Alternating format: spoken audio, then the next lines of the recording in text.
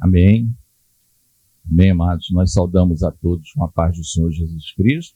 Amém.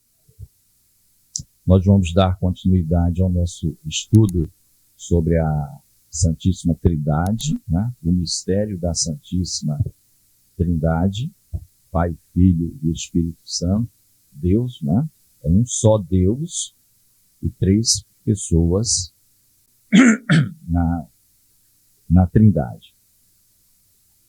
Amém, queridos? Hoje é a lição de número 6, a última 6. No domingo retrasado, o pastor Cleiton trouxe a de número 5, Deus Filho. Deus Filho.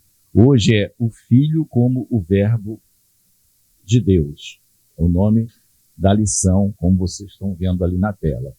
Então, o Filho como o Verbo de Deus. Aí nós vamos falar ao longo, lógico, do nosso tempo, nós temos sobre essa questão do verbo, que é um termo, né? Já estamos na aula, a Claudinha já orou, então não se preocupem, é um termo usado só por João, não é?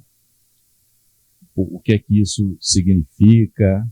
Esse versículo assim, bem conhecido, praticamente decorado por quase todos, o João 1:1, né? Ele no princípio era o verbo, e o verbo estava com Deus, e o verbo era Deus. Né? E aí, então a gente vai estudar essa lição hoje. Texto áureo, né? Sempre tem um texto áureo, que é aquele texto, vamos dizer, que engloba toda o grande resumo da lição, vamos dizer assim. Está em João 1,14. Não precisa ir lá agora, porque na nossa leitura vai estar esse versículo também, tá? Mas é o chamado texto áureo. Áureo vem de ouro, né? Tá? Ouro. Aquele que chama a atenção, é o precioso. E o verbo, né? A gente viu lá que a lição é o Filho de Deus, né? Verbo como verbo. E a gente já viu que o Filho de Deus é Deus. Então, o verbo se fez carne e habitou entre nós. Fez carne. Ele é divino e humano também. Carne como qualquer um de nós, sentindo dor, sangue circulando no corpo, cansaço, sede. E vimos a sua glória, como a glória do unigênito do Pai, cheio de graça e de verdade. Amém? Então, o texto áureo é isso. O verbo, ele se fez carne. Vimos, quer dizer, João está se incluindo aqui. É ele que é o evangelista, vamos dizer assim, no sentido de que escreveu o evangelho. O apóstolo João, vimos que foi ele, mas os outros apóstolos e muitas outras pessoas, como a glória do Pai, ou seja, como quem diz assim, a mesma coisa de estar vendo o Pai, cheio de graça e de verdade. Né? Aqui está embutido tudo, né? Amor, perdão, misericórdia, né? Menos olho por olho, dente por dente. Aqui não está. Graça é Deus derramando a sua misericórdia sobre nós, nos dando um monte de coisa que nós não merecemos. Tudo aqui. Cheio, abundante graça. E verdade. Tá? Texto áureo. A verdade prática que a gente vai compreender, que verdade é essa que a gente vai tirar aqui? Que Jesus Cristo, o Verbo eterno, é a revelação plena e visível de Deus ao mundo, manifestando graça e verdade à glória do Pai. Então, ele é esse Verbo eterno e a revelação plena, visível de Deus ao mundo. Que a palavra fala assim, Deus é Espírito. Não é? E importa que aqueles que o adorem em espírito e em verdade. Então, o Jesus Cristo, que é o Filho de Deus, ele, como se fez carne, ele revela plenamente quem é Deus. A sua passagem aqui na Terra, ele mostra o amor de Deus, os atributos de Deus, alguns, tá? Alguns, tá? Então, isso é muito importante para nós. Agora, a nossa leitura. Eu convido os irmãos, se quiserem abrir ou se quiserem acompanhar na tela. Esta versão, salvo engano, é Almeida, revista e corrigida. Podem, se acompanhar nas suas Bíblias ou no livreto que vocês têm, quem tiver em mãos, tanto faz. O importante é acompanharmos a leitura, que é o texto que vai, vamos dizer assim, balizar, né? Então está no Evangelho do nosso Senhor Jesus Cristo, segundo João, nós vemos aqui duas partes. Capítulo 1, dos versículos 1 ao 5, e depois vai para o versículo 14. Bom? No princípio era o Verbo, e o Verbo estava com Deus, e o Verbo era Deus. Ele estava no princípio com Deus. Todas as coisas foram feitas por ele. Olha que coisa interessante. Todas as coisas foram feitas por ele. E sem ele, nada do que foi feito se fez. Nele estava a vida, e a vida era a luz dos homens. Tá? Esse versículo aqui, a gente talvez vá mais à frente, falar mais um pouco, mas a gente tem umas coisas aqui muito interessantes, né? Já nessa... Você observa aqui que todas as coisas foram feitas por ele.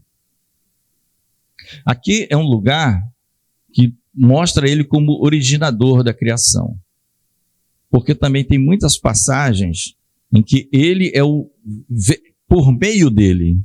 Você vai ver muito isso na Bíblia. É como se ele fosse o veículo em que o pai deu uma ordem, o filho executa e as coisas se criam. Sem o filho não tem. Né? Mas aqui ele vai além, João. Ó. Coloca no pé de igualdade, igualzinho como se fosse o originador. Feitas por ele e não recebendo ordem de alguém. E vai além. Se você tirar Jesus da equação da criação, nós não estamos aqui. Isso aqui é uma ilusão. Por quê? Sem ele, nada do que foi feito se fez. Então, se nós fomos feituras de Deus, é porque ele estava em ação, presente. Sem ele, se você tira ele, nada do que foi feito se fez. Está dizendo, é uma mentira. Entendeu? A gente começa a esmiuçar um pouquinho o versículo. Sem ele, sem o verbo, que é Jesus, nada do que foi feito, o que é dito que foi feito, se fez. Isso é alguém contou alguma mentira, alguém está errado. Né? Como dizia um amigo pastor meu, sempre fala, alguém está errado. Eu acho que não é Jesus que está errado. Alguém está enganado, eu acho que não é ele. Pode ser que seja eu, né? Com o outro. Mas Jesus não está errado. Nele estava a vida, e a vida era a luz dos homens. A gente vai ver um pouquinho mais para frente sobre a luz. Por enquanto estamos nos textos. Aí eu estou dando só alguma. E a luz resplandece nas trevas, e as trevas não a compreenderam. Depois nós vamos estudar um pouquinho sobre esse significado aqui. Tá? Aí nós pulamos para o versículo 14. E o verbo se fez carne. Então aqui já está dizendo que o verbo, ele não é verbo só quando encarna. Ele é pré-existente, sempre existiu, sem início, sem fim. Ele se fez carne, habitou entre nós e vimos a sua glória como a glória do unigênito, o único filho do Pai, cheio de graça e de verdade. Amém? Então, palavra-chave é verbo, porque só se utiliza no Evangelho de João e lá no finalzinho do Apocalipse também, em algumas versões vai estar palavra, em algumas versões vai estar verbo. Tá? Lá no Apocalipse, mas não é o caso. Lá no Apocalipse a gente, né, na sua coxa está escrito o nome Palavra de Deus. Era o nome daquele valente que saiu para vencer lá. Ou Verbo de Deus. Mas não está nem na aula isso. Só falei porque a predominância é no Evangelho de João. Tá bom? Então vamos lá. Introdução. João apresenta o Verbo eterno como Deus, como Criador e como Revelador. Não é? Está lá no primeiro versículo. O princípio era o verbo estava com Deus, o verbo era Deus. Também diz que tudo foi criado por ele, e sem ele nada do que foi feito se fez. E revelador porque ele é a luz. Aonde a luz entra, revela. Ele se fez carne e revelou a glória do Pai. Não é isso? Ele se fez carne e revelou a glória do Pai. O verbo como Deus eterno. É a primeira, são 3 tópicos sempre que as lições são divididas. Né? Como está aqui, ó. 1. Depois vem em Romanos, algarismo romano. 2, 3, tal. 1. O verbo se fez Deus. No princípio era o verbo, ensina que o verbo sempre existiu. Essa expressão no princípio a gente vai encontrar em Gênesis 1, né? No princípio criou Deus os céus e a terra. No princípio. Aí tem aquelas curiosidades de sempre, que a gente de vez em quando repete. Né? São curiosidades bíblicas, não é por acaso. É um livro... né? A primeira letra no hebraico é a letra de filho. A Bíblia começa com a letra de filho, que é Ben. Ben. Tá? Vocês já devem ter visto alguns nomes assim, Yosef Ben não sei o quê. Significa dizer que Yosef é filho de alguém lá. Não sei o que é o nome do pai dele. Vocês vão ver muito no hebraico isso. Ou então Bar. Só que o Bar está no aramaico. Então, Bar Timeu, filho de Timeu. Então, quando a Bíblia começa, ela começa, a primeira palavrinha é Bereshit. Bereshit. A primeira letra é de Ben, filho. A segunda letra é de Abba, pai, Bereshit, é com A. Aleph, que não é vogal, tá? Só para vocês entenderem. O Aleph não é o nosso A. Não é vogal, é consoante. E a terceira é o equivalente a um R, de espírito, Ruach. Uma coincidência a Bíblia começar com 3 letras, né?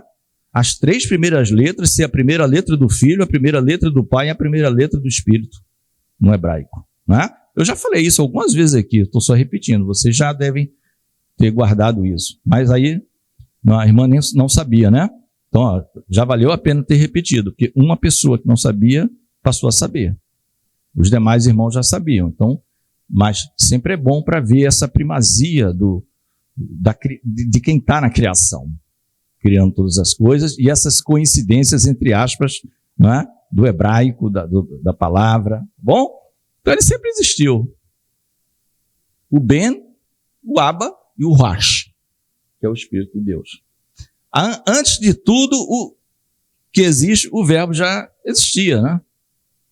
Tem gente até que nem gosta muito de usar o verbo assim, existia, sempre prefere o verbo ser, que ele é sempre assim, ele foi, ele será, ele eterno, mas existia, para nossa compreensão pode ficar um pouco mais fácil.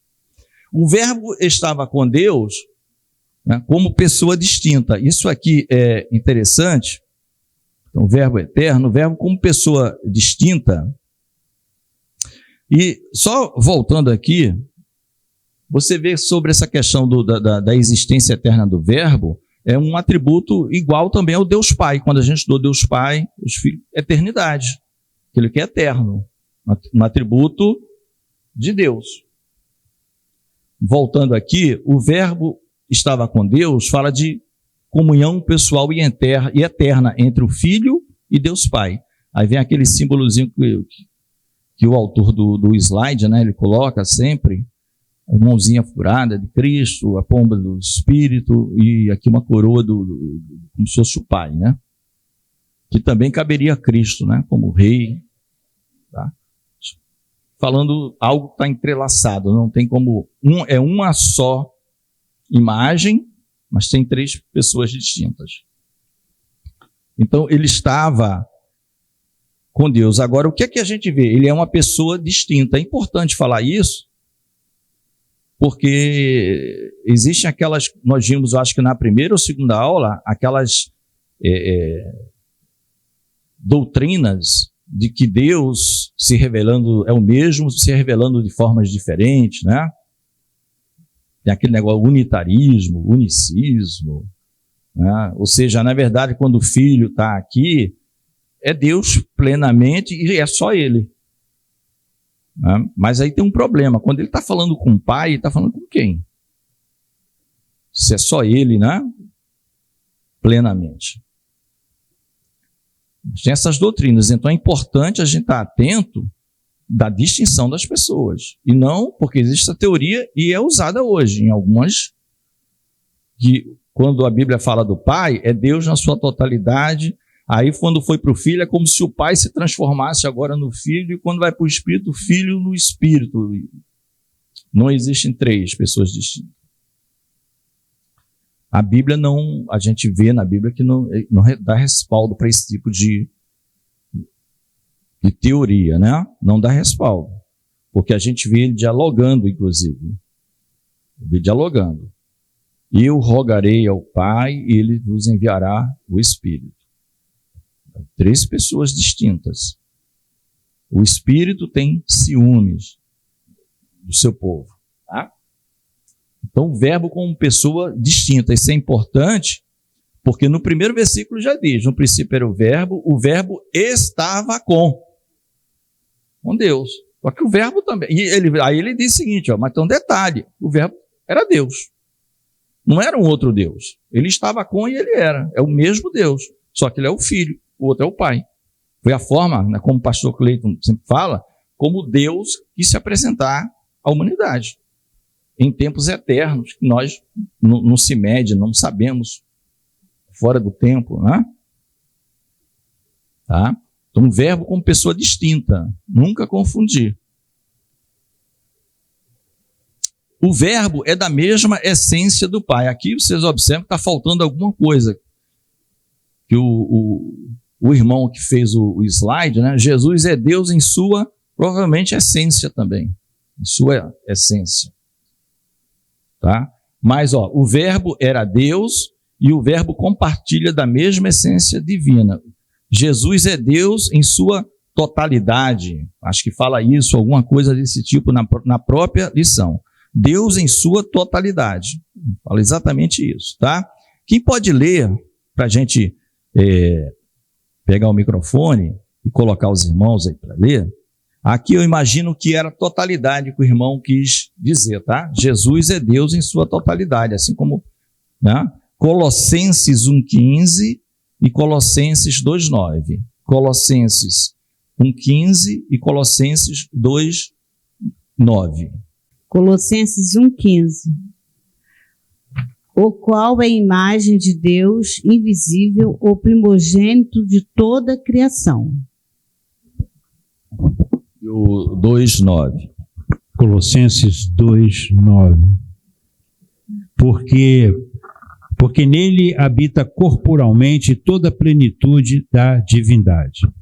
Amém? Está falando de Cristo, encarnado, obviamente, mas dizendo que esse Cristo que se fez carne, que é o verbo, é exatamente a imagem do Pai, a mesma essência do Pai, tá?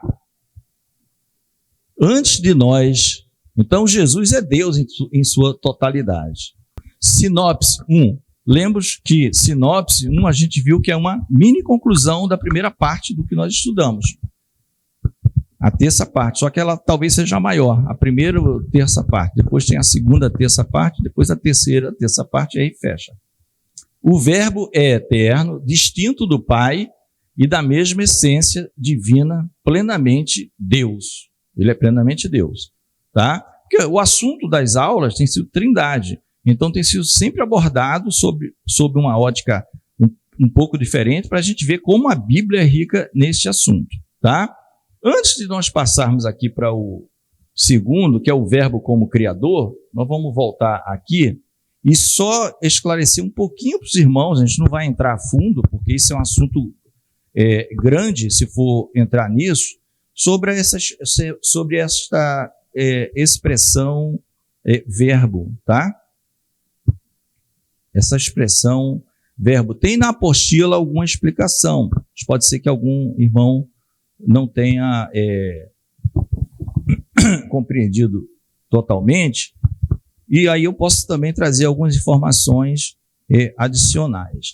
No grego, na Bíblia, quando está escrito verbo, João é o único que usa isso, tá?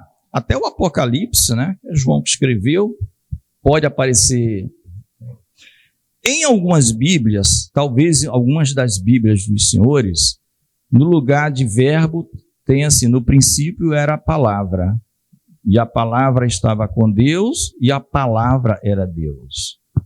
Não sei se tem, normalmente as Bíblias com as versões mais modernas, assim, nova versão internacional, talvez tenha a palavra no lugar de verbo. As Bíblias mais tradicionais, como Almeida, Revista e Atualizada, Revista Corrigida, Corrigida Fiel, acho que usa verbo, a grande maioria, tá? Mas as versões assim, que tenta trazer para o público uma linguagem menos, com vocabulário mais fácil de assimilar, já está usando palavra. Então você vai ver, no princípio era a palavra, e a palavra estava com Deus, e a palavra era Deus. Não é? E aí a gente vê também Deus criando tudo por meio da sua palavra também. Haja luz. Aí se você tira a palavra da equação, não tem luz. Haja alguma coisa. Se tirar Jesus, essa alguma coisa não existe. Mas mostra ele também como originador. Tá? A Bíblia faz isso. É só para dizer, João foi aquele que enfrentou, tá? Vou gastar um pouquinho nesse 1, e no 2 e 3, ele pode ser um pouquinho mais rápido, tranquilo, não vai prejudicar em nada. Mas uma é importante para os irmãos terem essa noção maior, por que João fez isso. Então, João, a gente tem o evangelho dele, tem as 3 cartas, 1 João, 2 João, 3 João, não é isso? E aí eu vou falar mais do foco 1 João, que são 5 capítulos, 2 João e 3 João, um capítulo só, e o Apocalipse é só uma referência, tá? Essa questão do verbo, João veio assim, passar, vamos dizer, a régua, tirar tudo que é especulação e dizer, olha, isso aí que vocês chamam de verbo, ele é um ser vivo, pessoal, conversa conosco, nós o vimos. Por quê? Porque na filosofia grega, que era que imperava aquelas coisas, Platão, Sócrates, né? Que diz, ó, o verbo, que é a palavra logos no grego, logos, tá? Se fosse no grego mesmo, assim seria, no princípio era o logos, e o logos estava com Deus, e o logos era Deus. Então, para o grego, isso era algo impessoal, não era uma pessoa, era algum tipo de força, de energia, que, por exemplo, os deuses da sua mitologia, você lembra quando Paulo chega em Atenas, quantidade, lá em Atos 17, quantidade de deuses que tinha, né? Então, essa coisa impessoal, essa força, essa energia que fazia e acontecia alguma coisa. era utilizada para fazer alguma coisa, era o logos, era a força vital, aí João vai e quebra e diz, não, o verbo, o nome dele é Jesus Cristo. Acabou. Você entende como isso é importante? Porque quebra, até hoje tem gente estudando a filosofia grega no conceito deles ainda, dessa energia vital, não sei o quê, aquela coisa. Não, a vida estava nele, mas só que ele é pessoal, ele se relaciona conosco, ele é alguém que não precisava, ele é espírito, mas se fez carne por amor a nós, Emmanuel, Deus conosco. Então, então João, nesse capítulo, nesse versículo primeiro, ele quebra essa noção toda. Isso aí, dizer que ele era o verbo, ou seja, ele está dizendo para os gregos, o logos, que vocês ficam aí conjecturando não sei o quê, os filósofos, doutores, papapá, ele é pessoal, tá?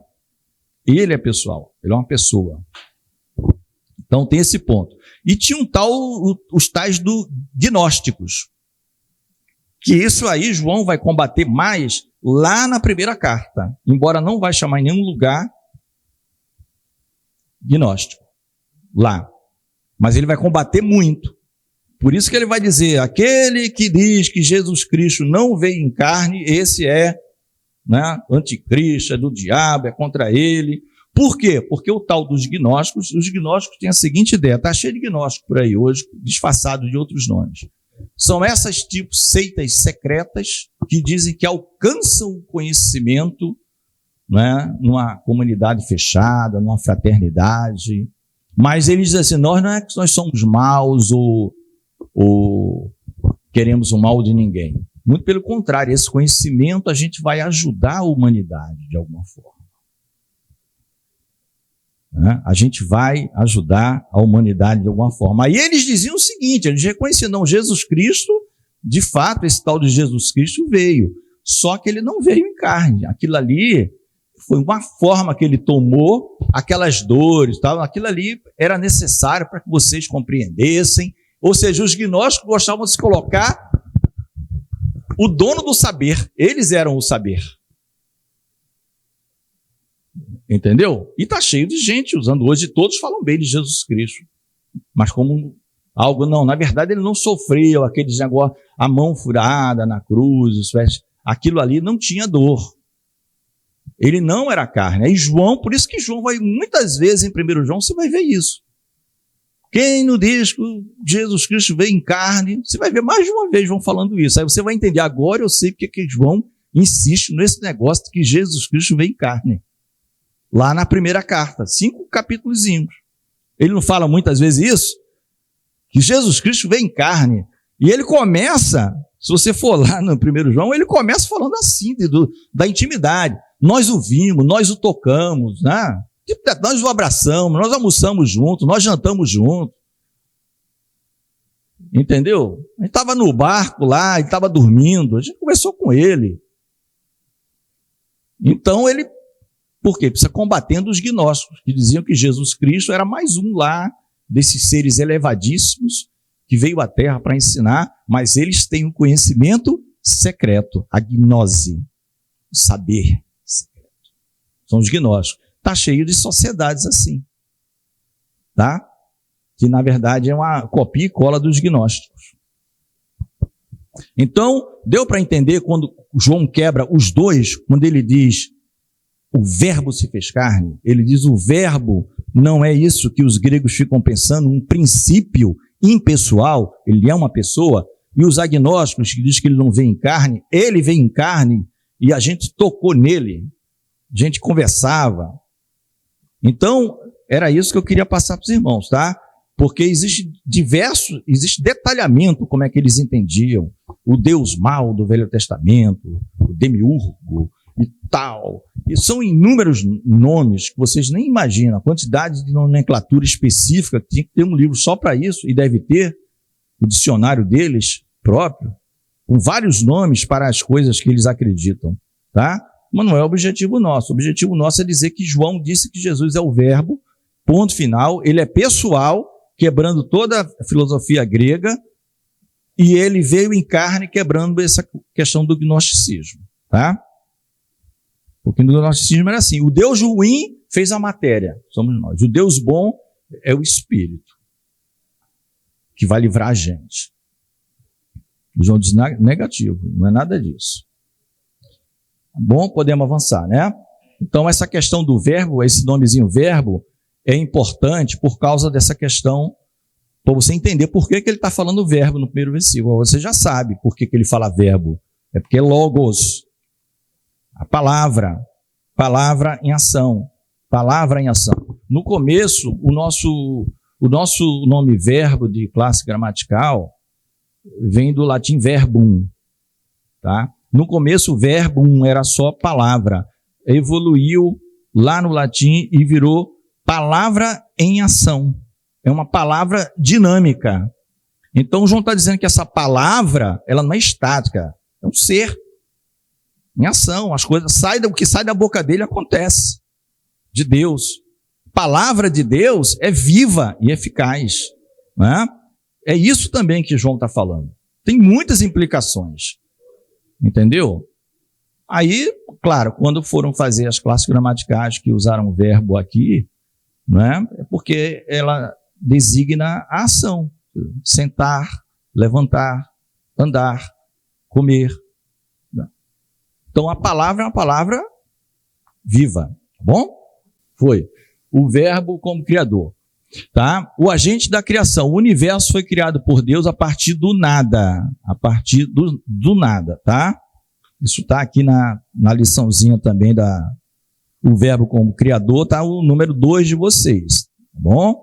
Está até lá usado o nome do verbo criar, que é da palavrinha hebraica bará, que é um termo reservado à atividade criadora de Deus, tá?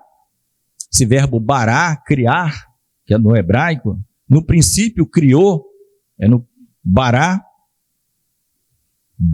é o verbo, é só usado para Deus, regra geral, no sentido de criar e criar do nada. Ele até usa um termo latim que é conhecido ex nihilo, a partir do nada.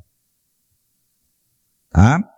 Então tem esses fundamentos todos. Todas as coisas foram feitas por ele, e sem ele nada do que foi feito se fez. Por isso que é essa parte como agente da criação.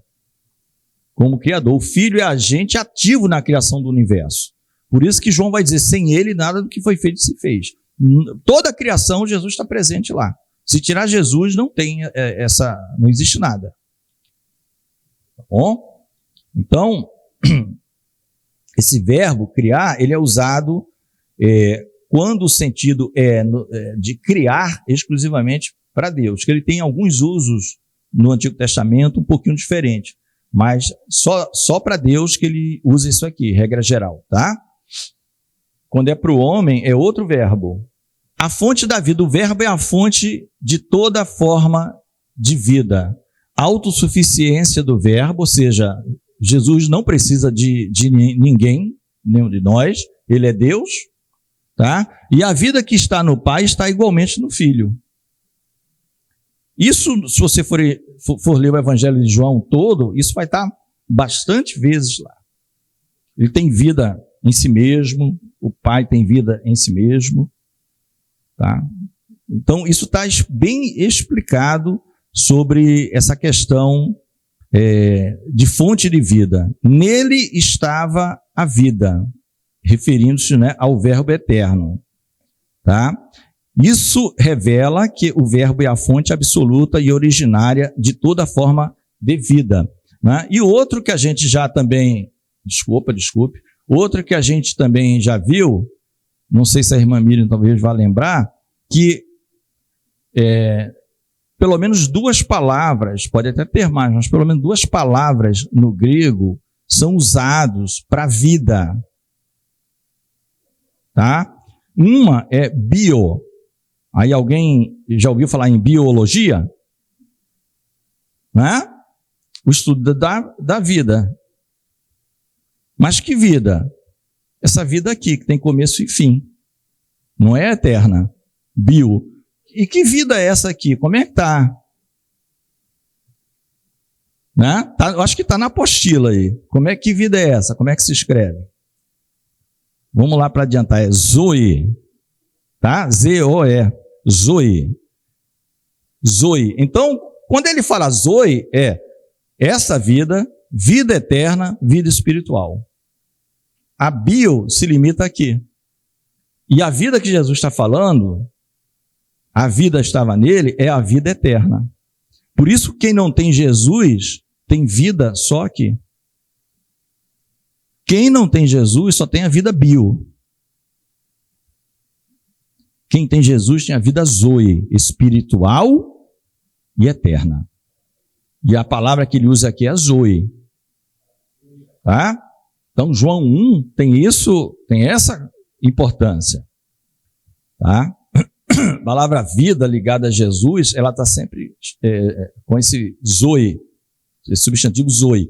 Aí você já sabe que não é uma vida simples, biológica, nascer, morrer. Ela é uma vida espiritual e eterna. Né? Aqueles que estão separados de Cristo, eles só têm mal e porcamente, perdão da expressão, a vida bio aqui. A vida com dor, doença, só aí que terminou, vai piorar. A coisa vai para um negócio pior. Eu não sei como é a vida lá, nem quero saber. Eu sei que Jesus falou que não é bom. O próprio Jesus. Eu não quero, né? Então, meu querido, a vida, Jesus veio para dar a vida, tá? Então, ele é criador de todas as coisas. É a fonte da vida e a luz.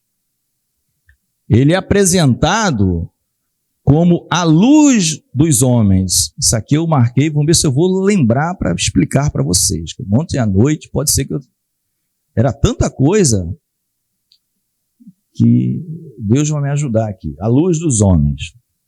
Jesus é apresentado como a luz verdadeira. Ele dissipa trevas, ilumina os perdidos e revela o pecado. Olha o que a luz faz, né? Ele dissipa as trevas, está tudo escuro, ausência de luz, trevas. Chegou Jesus, clareia tudo, dissipa as trevas. Ilumina os perdidos que estão em trevas. E revela ao homem o pecado. O homem se arrepende, vai para Jesus, né? Se andarmos na luz, como ele na luz está. Temos comunhão uns com os outros, né? E também com o próprio Senhor. E o sangue de Jesus Cristo, seu Filho, nos purifica de todo pecado, né? De toda iniquidade, de toda injustiça. Então, a luz faz isso. Ela revela para que a gente... Opa! Tem que melhorar aqui. A luz faz isso. Mas algo importante, deixa eu ver se vai estar no próximo aqui. Não, vamos falar nesse daqui ainda, tá? Que lá no texto de João 4 e 5, não sei se está Isso. No versículo 5 do texto referência, tá na apostilazinha de vocês, no livreto. Diz que a luz resplandece nas trevas e as trevas não a compreenderam. Não é isso? Tem alguém com outra versão? Não, em outra versão, no lugar de compreender? Não, né? Está tudo compreender. Talvez a King James do pastor, João 1,5. Vamos entender um pouquinho o que é esse compreender, tá? Vamos tentar compreender o que é esse compreender. Porque você pode perguntar, a treva tem pensamento? A treva compreende? 1,5. Opa, prevalecer também, muito bom. Compreenderam. Amém. Mas o irmão Hermélio até já deu aqui uma cola para mim. Obrigado, irmão Hermélio. Olha, esse compreender, de uma maneira geral, quer dizer, assim, grosso modo, tá? É outra palavrinha que, se a gente pudesse, era um EBD só sobre isso, um exemplo. Fosse esmiuçar mesmo e tal. Mas não é o caso. O não compreender tem dois significados, tá? Um é ignorar, mesmo vendo a luz, porque a gente já sabe que nós não temos como sair das trevas por nós mesmos. É sempre Deus que vem e se revela para o homem. Não já vimos isso desde o começo? Se Deus não agir, vai morrer todo mundo. É misericórdia do Senhor, né? Ele se revela pela palavra, ele se revela de diversas formas, mas é ele que se revela. A gente não tem como sair e nem tem interesse. Mas quando Deus vem, muda as coisas. E tem o outro grupo, que é um grupo, tem um grupo que ignora, ele está em trevas, mas ele ignora. A luz veio. Então o grupo que ignora, ignorante no sentido de não conhecer, de não querer ter intimidade. Eu não quero ter intimidade, eu estou muito bem nas minhas trevas. E tem o sentido de, essa palavra, segundo aqui o Hermélio falou, como é, Hermélio? Prevalecer. Por quê? Isso traz para um contexto como se fosse querer criar uma batalha. É prevalecer contra a luz. Só que ninguém vence a luz. Não tem, entendeu? Então tem esse sentido. As trevas nunca prevalecem contra aquilo que Deus trouxe. Por isso que está até hoje. Porque você acha que as trevas não ficam tentando fazer? Até hoje. Porque não prevalece contra a luz. Não tem nada contra a verdade. Você pode matar as pessoas, a verdade continua. E você não tira isso da cabeça da pessoa. Ela está tranquila, ela está na luz. Então as trevas não tem, ela pode ignorar. Não quero saber. Dá no mesmo no final, vai tudo para o inferno. E pode querer confrontar. Pode querer fazer o inverso. A luz vem dissipar as trevas, ela quer dissipar a luz. Então tem gente fazendo isso. Né? Fazendo isso, tentando. É o famoso recalcitrar contra os aguilhões lá do Paulo. Dá murro em ponta de faca. A ponta da faca não acontece nada. A mão do cidadão está sangrando, ele está quase perdendo todo o sangue e morrendo. Ele está lutando contra aquilo que ele não pode. Deu para entender um pouquinho desse compreenderam? Esse compreenderam tem essa dimensão, tá, gente? No sentido de ignorar, de não querer ter comunhão, e no sentido de querer confrontar. E o tempo todo, vários judeus confrontavam Jesus. Jesus poderia, com um sopro, eliminar todo mundo, mas ele não fez isso. Porque, na ocasião, ele diz, eu não vim condenar o mundo. Não foi agora. Agora eu vim para outra missão. Vim trazer luz para vocês que estão em treva. O povo que andava em trevas viu uma grande luz. Que era as regiões de Zacá e Zebulon, da Galiléia dos gentios. Lá para cima. O povo que andava em trevas. Jesus foi para lá levar luz. Né? Então a luz aqui é metafórica, no sentido, não é quando Jesus andava, tinha um holofote em cima dele, mas né? Quando mandaram prender Jesus, os oficiais lá chegaram, né, para as autoridades do Sinédrio, e aí as autoridades disseram, cadê o homem? Eles disseram, senhores, oficiais, autoridades, major, tenente, nunca vimos ninguém falar como tal. Vocês também... Aí começou, né?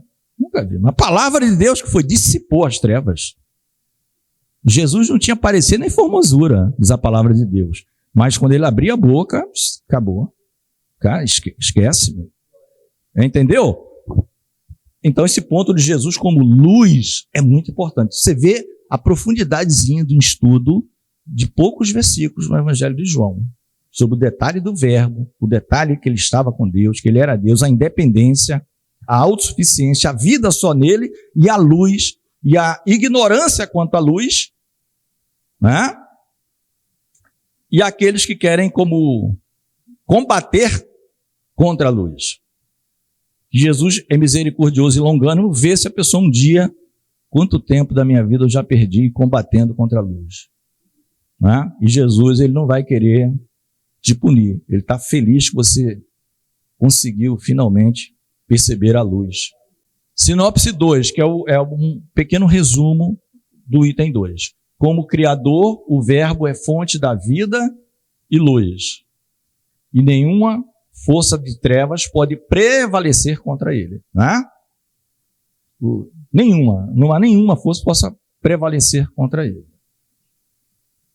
Você vê que, é porque tem tanta coisa para falar, mas você vê que quando tinha aquelas Jesus expulsando demônios que estavam no menino, que estava naquele homem lá do gadareno, né? Ou seja, os homens não têm realmente poder, força.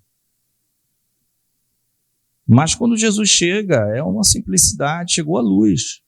Não dá como pode se esfumar, jogar para um lado, para o outro, não vai prevalecer, não tem jeito. Não vai prevalecer. O verbo como revelação do Pai. Estamos indo para a partezinha final, tá? O verbo se tornou homem sem deixar de ser Deus. O corpo de Cristo é comparado ao tabernáculo. Ele é o Emanuel, Deus conosco. Tá? Aqui, que é a partezinha final, o verbo se tornou homem sem deixar de ser Deus. Aí tem uma expressão que talvez esteja chama união hipostática, uma expressão da teologia, que quer dizer que Jesus Cristo é 100% homem, 100% Deus. E que os homens, nas suas declarações lá dos concílios anteriores, diziam o seguinte, eu acho que nem está aqui, talvez, mas é justamente para dizer o mistério da Santíssima Trindade. Essa união hipostática não são dois Jesus, quer dizer, ele está dividido, tem um pedacinho dele que é Jesus homem, né? Não está tudo fundido, misturado, também não está. E eles saem chegando à conclusão, tentando verificar que hipóteses pode estar acontecendo com essas duas estruturas. E simplesmente eles só conseguem dizer assim, ó, não é isso, não é isso, não é aquilo, nem somando, nem diminuindo, nem subtraindo, nem multiplicando, nem dividindo. Eu sei que ele tem as duas estruturas. Ele nunca deixou de ser Deus e ele é homem. Então isso chama-se união hipostática, tá? Então a definição é meio que por negação, no sentido de não sabermos explicar. É honesto, né? Tem que ser honesto. Ou você vai explicar como é essa união detalhada? Ninguém sabe, tá? Então, mas sabe-se de uma coisa. Até porque Jesus, ele operou muito mais como homem. Ele não usou, né?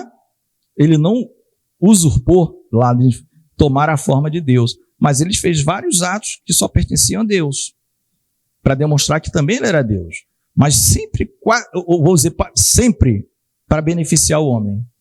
Ele podia usar milhões de outras coisas. Ele usou o tempo todo mais a forma de homem, sem deixar de ser Deus, para conviver conosco. Né? Então, quando ele diz assim, os teus muitos pecados estão perdoados. É uma forma, pecado contra Deus, só Deus, né? Ou alguém, entre aspas, que fizesse a ritualística cerimonial da lei, de trazer. Aí Jesus faz isso, ele diz, quem é esse homem que até pecados perdoa? Então aí ele está dizendo, ó, isso aí é Deus, mas não deixou de ser homem, tá? Então ele conviveu muito como homem, sofrendo, estando junto com as pessoas, mas ele fez muitos atos divinos, repreendeu a tempestade, né? Pegou os 5 pãezinhos, 2 peixes, mandou distribuir, deu graças a Deus, ao Pai primeiro, já agradeceu. Que fartura, meu Pai. 5 mil, que fartura, pegaram ainda 12 cestos no final, sobrando, né? Aí é um ato divino de Deus. Então ele só fazia essas coisas sempre para contribuir, para mostrar, abençoar. Ele não veio condenar. Mas ele um dia vem julgar. A palavra diz. O varão que está... Atos 17. Paulo vai dizer isso. Tem um varão que já está separado aí, que julgará o mundo, né? Vamos lá. Cristo encarnou a própria graça salvadora e a verdade eterna. Ele é a verdade, não é isso? Caminho, verdade e vida. Ele é a plenitude da graça de Deus. Tá? Graça e verdade. Isso está até lá no próprio João 1,17. Né? Quem pode ler João 1,17? Que não fez parte do texto que nós lemos. A gente já está terminando. Né? 1,17. João 1,17. Espera aí, é o microfone para todos ouvirem. É o Evangelho, capítulo 1, versículo 17. Porque a lei foi dada por Moisés, a graça e a verdade vieram por Jesus Cristo. Amém? Então, aqui, como eu falei para vocês, essa palavra graça, ela tem uma amplitude aqui dentro desse contexto maior. Não é só o favor. É tudo de bom que Deus tem para nós. A misericórdia dele, o perdão dele, o amor dele por nós, a sua morte expiatória em nosso favor, a ressurreição para que ele seja o primogênito, né, da criação nesse sentido, dos homens, aquele que já está à direita do Pai, né, e todos os que creem terão o mesmo destino, né, e a plenitude da graça de Deus. Quer dizer, olha para Jesus que você vai estar vendo o amor de Deus na sua plenitude. Tá? O revelador do Deus invisível, né? Lembra? Deus Espírito, tal. É Jesus quem revela ele. Deus é invisível e inacessível. O Verbo o revelou de forma plena e perfeita.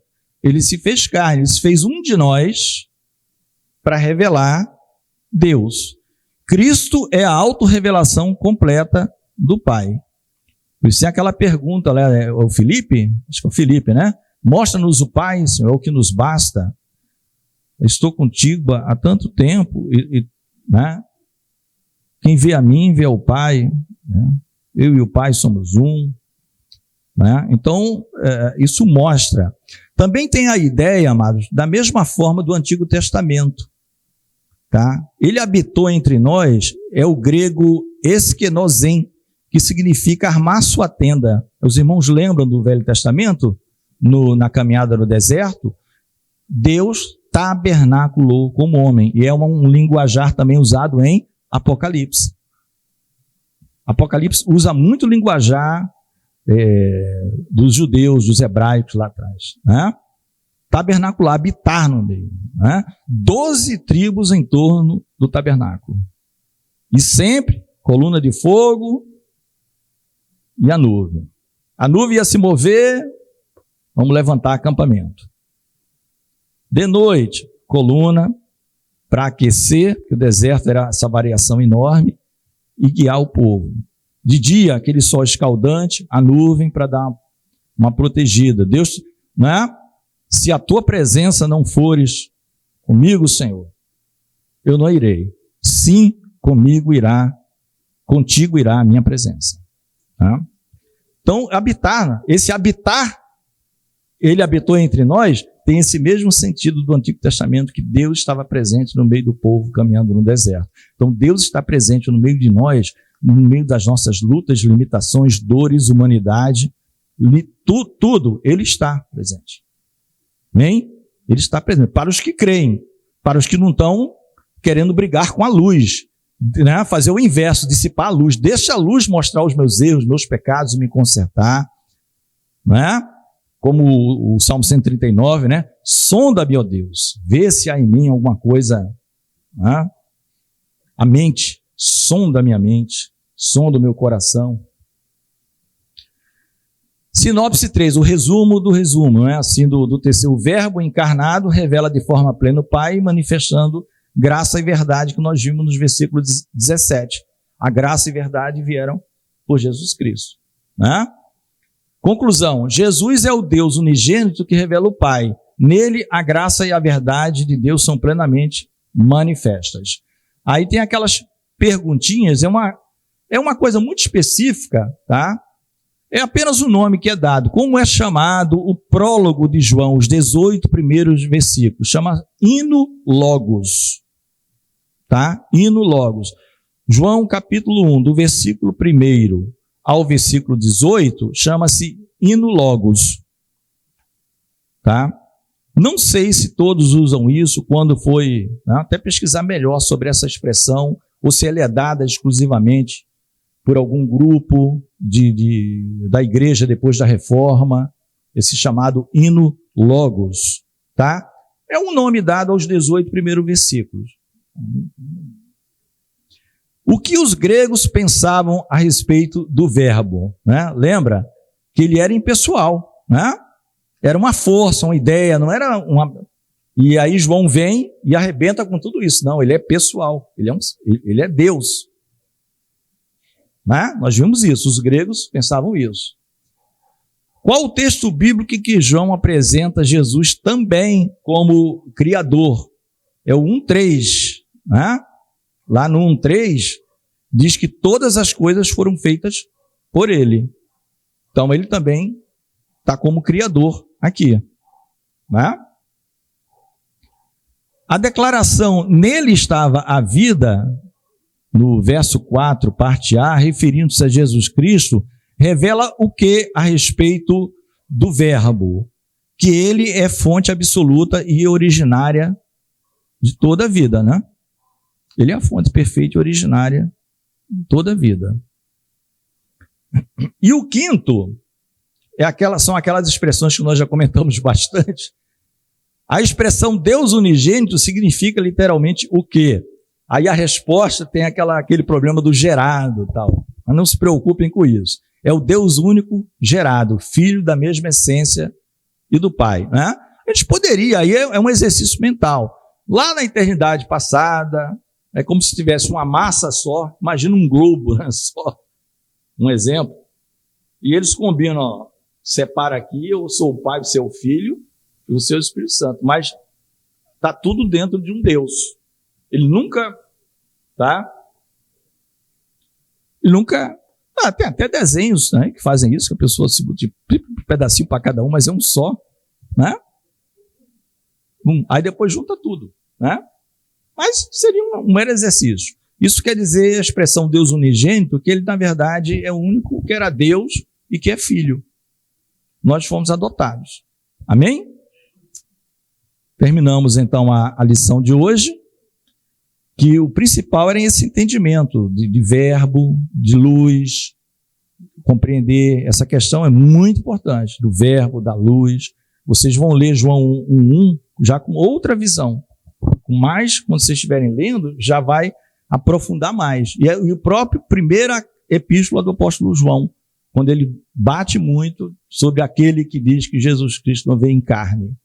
Por que ele estava dizendo isso? Por causa dos tal dos gnósticos, que estavam acima deles. Era os gnósticos olhavam assim, esse fenômeno que está acontecendo, vamos incorporar já no nosso...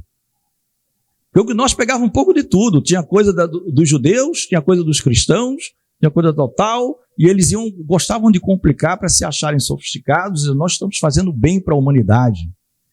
Né? E temos a fórmula secreta, mas nem todos podem entender, mas nós, como sabedores, podemos trabalhar para o bem da humanidade.